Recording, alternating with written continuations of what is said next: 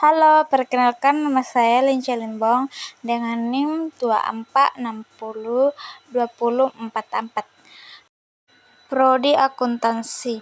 Di sini saya akan membahas tentang konsep dasar pasar persaingan sempurna. Langsung saja kita masuk ke pembahasan. Konsep dasar pasar. Pengertian pasar dalam ilmu ekonomi bukan hanya lokasi fisik, meskipun pasar tradisional atau supermarket adalah contoh nyata. Konsep pasar dalam ekonomi tidak terbatas pada tempat, internet, bursa, saham, atau bahkan negosiasi langsung antara dua pihak tanpa bertemu fisik. Semuanya adalah contoh pasar. Yang terpenting adalah adanya interaksi penawaran dan permintaan. Interaksi penawaran dan permintaan ini adalah inti dari pasar. Permintaan mengacu pada jumlah barang atau jasa yang ingin dan mampu dibeli oleh konsumen pada berbagai tingkat harga dalam periode waktu tertentu. Pembeli ingin mendapatkan nilai terbaik atau harga serendah mungkin. Penawaran mengacu pada jumlah barang atau jasa yang ingin dan mampu dijual oleh produsen atau penjual pada berbagai tingkat harga dalam periode waktu tertentu. Penjual ingin mendapatkan keuntungan maksimal atau harga setinggi mungkin. Interaksi antara kedua kekuatan inilah yang membentuk harga keseimbangan dan kuantitas keseimbangan di pasar. Klasifikasi bentuk-bentuk pasar. Dalam ilmu ekonomi, pasar diklasifikasikan berdasarkan struktur atau tingkat peran di dalamnya. Struktur pasar ini memengaruhi bagaimana harga ditentukan, seberapa besar kekuatan produsen dan konsumen, serta efisiensi alokasi sumber daya. Perbandingan bentuk-bentuk pasar. Pasar persaingan sempurna. Bayangkan sebuah pasar di mana ada sangat banyak pembeli dan penjual dan tidak ada satupun dari mereka yang cukup besar untuk memengaruhi harga. Produk yang dijual identik atau homogen. Jadi tidak ada perbedaan kualitas atau mereka yang signifikan. Informasi pasar juga dianggap sempurna. Artinya semua pembeli dan penjual tahu semua harga dan kualitas yang tersedia.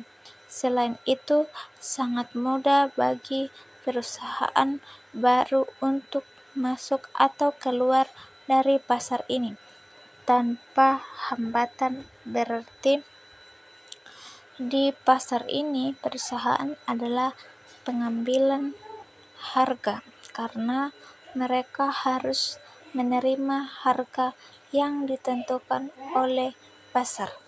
Kedua, pasar monopoli. Ini adalah kebaikan dari persaingan sempurna. Di pasar monopoli hanya ada satu penjual yang mendominasi seluruh pasar. Produk yang dijual unik dan tidak memiliki substitusi dekat. Artinya konsumen tidak punya pilihan lain. Perusahaan monopoli ini juga dilindungi oleh hambatan masuk yang sangat tinggi, seperti hak paten, izin pemerintah, atau kebutuhan modal yang luar besar, sehingga sangat sulit bagi pesaing baru untuk masuk. Karena tidak ada pesaing, perusahaan monopoli memiliki kekuatan penuh untuk menentukan harga produknya sendiri. Contohnya seringkali adalah perusahaan utilitas publik seperti perusahaan listrik di suatu wilayah. Ketiga, pasar oligopoli.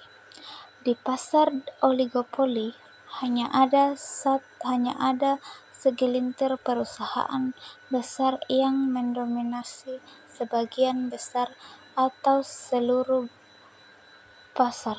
Produk yang mereka jual bisa homogen atau identik, seperti semen atau terdiferensiasi, seperti mobil atau operator telekomunikasi. Hambatan unik masuk ke pasar ini cukup tinggi, seringkali karena kebutuhan modal yang besar atau teknologi yang kompleks. Ciri khas oligopoli adalah adanya saling ketergantungan antara perusahaan. Keputusan harga atau strategi pemasaran satu perusahaan akan sangat memengaruhi yang lain, sehingga mereka seringkali harus mempertimbangkan reaksi pesaing. Mereka memiliki kontrol harga yang terbatas karena harus memikirkan respons pesaing. Keempat, pasar persaingan monopolistik. Pasar ini berada di antara pesaing sempurna dan monopoli. Ada banyak penjual mirip dengan persaingan sempurna, dan hambatan masuknya juga relatif rendah. Namun perbedaannya yang paling signifikan adalah produk yang dijual terdiferensiasi. Artinya, meskipun produksinya serupa, masing-masing perusahaan berusaha membuat produknya sedikit berbeda dari pesaing, baik melalui merek, fitur, kualitas, desain, lokasi, atau layanan pelanggan.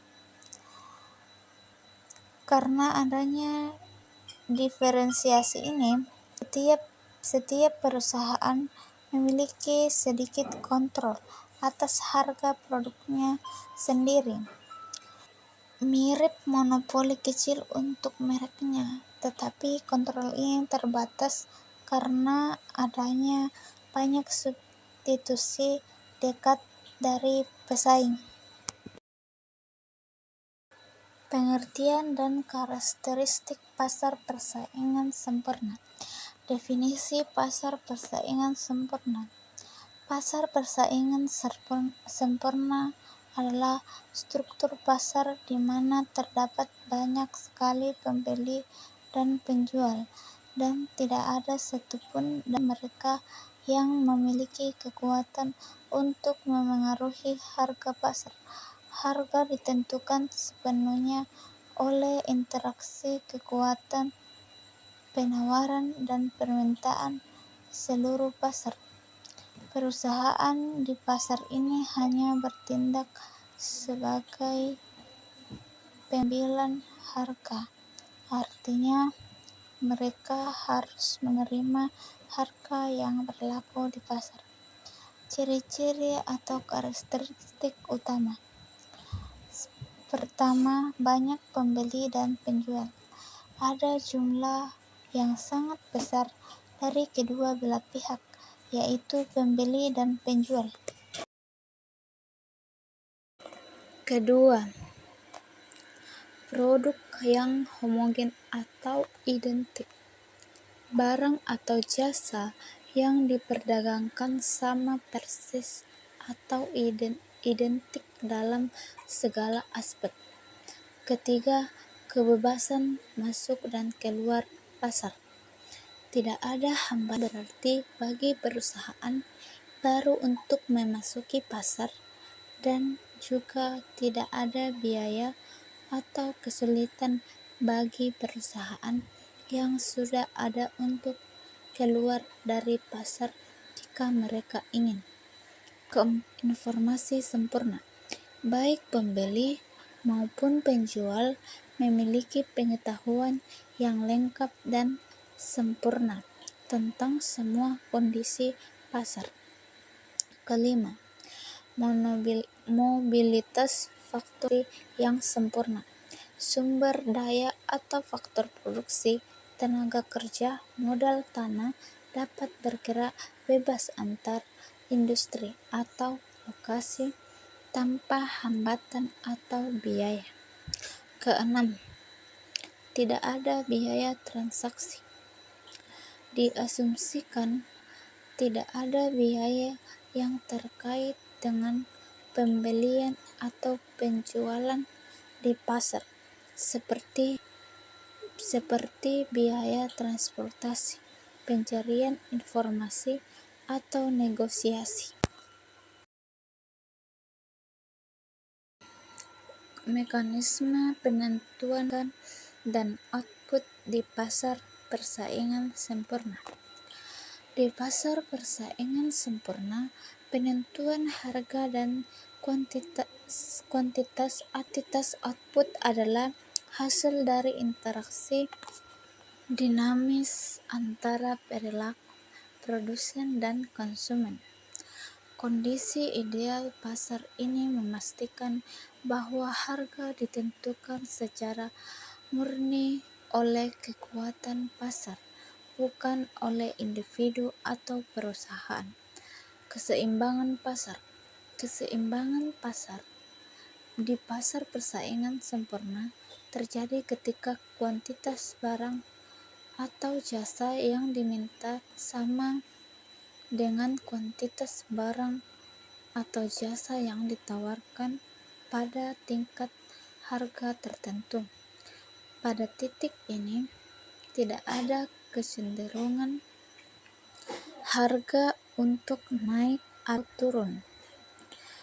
Penentuan harga di pasar persaingan sempurna. Di pasar persaingan sempurna, harga ditentukan oleh interaksi agregat dari seluruh pembeli dan seluruh penjual di pasar, bukan oleh keputusan individu, satu perusahaan, atau konsumen. Kurva permintaan dan penawaran dalam pasar persaingan sempurna. Permintaan pasar menunjukkan total kuantitas barang yang diminta oleh semua konsumen di pasar pada berbagai tingkat harga. Bentuk menurun dari kiri atas ke kanan bawah mencerminkan hukum permintaan. Kurva penawaran pasar menunjukkan total kuantitas barang yang ditawarkan oleh semua produsen di pasar pada berbagai tingkat harga. Bentuk naik dari kiri bawah ke kanan atas mencerminkan hukum penawaran. Keuntungan dan kerugian pasar persaingan sempurna. Kelebihan, efisiensi alokatif. Sumber daya digunakan untuk memproduksi barang yang benar-benar dibutuhkan masyarakat. Harga mencerminkan nilai marginal. Efisiensi produksi. Barang diproduksi dengan biaya serendah mungkin. Produsen harus efisien agar bisa bertahan di pasar. Kelemahan, tidak realistis di dunia nyata. Sulit menentukan pasar yang benar-benar memenuhi semua ciri pasar persaingan sempurna. Banyak pembeli barang homogen, bebas masuk pasar atau keluar pasar, dan lain-lain. Inovasi terhambat karena keuntungan jangka panjang sama dengan nol, produsen kurang terdorong berinovasi. Analisis kesejahteraan konsumen dan produsen. Konsumen mendapat harga murah, banyak pilihan, dan tidak mengalami inflasi. Produsen hanya dapat keuntungan normal dan harus efisien untuk bertahan. Perilaku produsen dalam jangka pendek dan jangka panjang. Pertama, kurva biaya dan pendapatan. Kurva biaya terdiri dari biaya tetap, variabel, rata-rata, dan marginal. Kurva pendapatan. Di pasar persaingan sempurna, pendapatan rata-rata sama dengan harga sama dengan pendapatan marginal. Keputusan produksi dalam jangka pendek. Produsen tetap bisa berproduksi meskipun rugi, selama harga biaya variabel rata-rata untuk menutupi sebagian biaya tetap. Penyesuaian pasar dalam jangka panjang.